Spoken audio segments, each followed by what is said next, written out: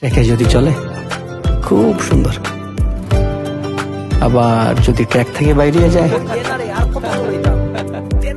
তাইলে শেষ। শঙ্কর, প্রথম যখন তোমার সাথে দেখা হয় আমি ভাবতাম তুমি একজন কিউট ছেলে।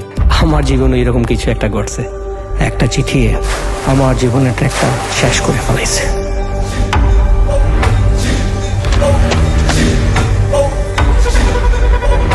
আমার নাম বিপ্লব, আমি একটা জঙ্গলি কুত্তা।